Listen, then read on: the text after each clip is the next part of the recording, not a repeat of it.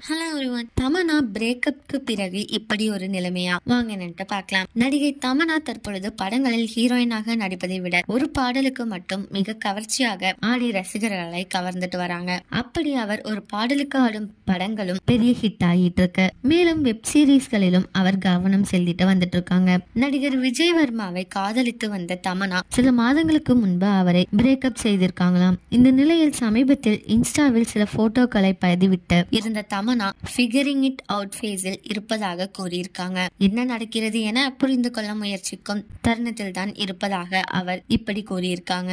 இதே மாதிரி latest cinema news update தெரிஞ்சுக்கணும்னா இந்த சேனலை சப்ஸ்கிரைப் பண்ணிக்கோங்க.